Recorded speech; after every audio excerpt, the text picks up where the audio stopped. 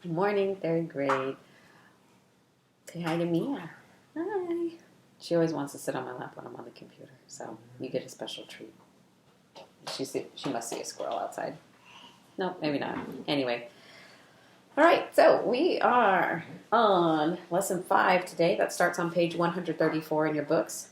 Exciting stuff. You only have to answer 2 questions today, right? Just number 2 and number 4. And when we get there, we'll talk about it. We will do the top part together. So we are talking about plant life cycles. And so up here we've got the different part life cycle events, I guess, of a tomato plant. So right here we've got a fairly small plant with just leaves. And then we've got I would say the full-on adult plant with fruit. And then we've got kind of like crusty looking one, and then one with flowers. So let's think about, I'm going to say the little tiny one is number 1, right? Okay, then what's going to come next? Death, fruit, or flowers? Flowers. Good job, guys, right? The flowers are going to come first because those flowers are then going to get pollinated and turned into a fruit. I'm sorry, I've got Delilah. She's trying to eat breakfast, but then also trying to attack me and be with me. Then, flowers, pollinated, become fruit. And then tomatoes, as you may or may not know, are considered an annual plant, right? And so when they are all done fruiting for the year, then they die back. And perhaps if they have reseeded themselves, their seeds have been spread the right way, then they will grow again. Or if you buy more, but look at her. She's just so happy. What a strange dog. All right. Strange, smelly flower. Read about it if you want. All right. Plant life cycles. Living things change during their lives. Most living things begin their lives small and then grow larger. They may develop certain features as they change into adults. They reproduce to make more living things of the same kind. Eventually, living things die. Stages through which a living thing passes through its life are called life cycle. Most plants go through similar stages during their life cycles, but the plant life cycle can differ in important ways. For example, plants reproduce in different ways. Most plants make seeds that grow into new plants, and some plants reproduce by making spores instead of seeds.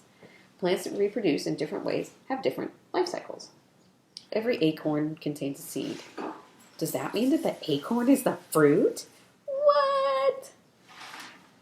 The seed can grow into a new oak tree. Most oak trees grow for at least 20 years before making seeds. Holy moly. That's crazy. That's kind of like humans, right? Humans can't have babies for a long time in their lives. All right. The life cycle of flowering plants. Super exciting stuff. But we will have a question because number 2 is here. Yay! Life cycle of a flowering plant. This is a pumpkin. Anyone growing pumpkins right now? I've got some. Well, I mean, like, no actual fruit. But I've got some of these guys without any of the little tiny guys yet. So maybe, it's it's smaller than that, but bigger than that. I digress. Pumpkin plant is a kind of flowering plant. The life cycle of a pumpkin plant has several stages as shown in the diagram. Germinating seed. This dog. The pumpkin seed germinates when water, oxygen, and warm temperatures are present. A stem grows up and the root grows down. Growth. The young plant grows leaves and starts to make sugar for food. It grows into an adult plant with flowers. Some pumpkin flowers make pollen. Others use that pollen to make seeds. Pollination happens when pollen moves from one pumpkin flower to another. Adult pumpkin, or adult plant with seeds. The pumpkin is a fruit made by the pumpkin plant. It contains seeds formed after pollination. The seeds can become new plants. So it says in stage 3, what likely moves pollen from one flower to another? We've talked about animals that are pollinators, right? We've talked about winged animals that are pollinators, so you could give me any one of those. Bonus points if you put a full sentence because there's 2 whole lines there. And you guys are old and smart and know about sentences. And then life cycle of a conifer. Similar, but different. Pine trees are conifers. Conifer plants grow cones instead of flowers to make seeds. Step 1, germinating seed. To germinate, a pine tree seed needs water, oxygen, and warm temperature. A seedling grows from the germinated seed. Look at a tiny little baby. Number 2. Whoa. That happened fast. Oh, and it says, so this becomes growth, right? There's a blank there. This becomes growth. Over many years, the pine seedling grows into a tall adult tree. The tree makes small pollen cones and larger seed cones, and this would become pollination, right? Because those little guys. Some small pollen cones make pollen. The wind carries the pollen to the large cones where seeds are made. And then the adult plant with seeds. Seeds develop in the seed cones. The seeds fall to the ground when the cones open. The seeds can become new plants. We're going to skip number 3 because I don't want to answer it. All right. Halfway, guys.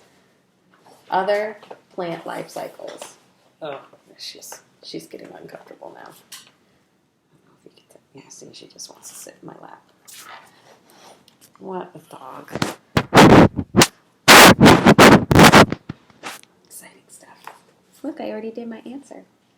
Other plant life cycles. Some plants have 2 kinds of life cycles. They make seeds that grow into new plants, but they can also reproduce in another way. The stem of a strawberry plant can bend over and touch the soil. New roots form on the stem, and they grow into the soil, and a new strawberry plant forms. Dandelion plants use their roots to reproduce. Their roots send up stems out of the soil, and the stems grow into new dandelion plants. Some plants use leaves to reproduce. The kalanchoe plant, shown below, reproduces this way.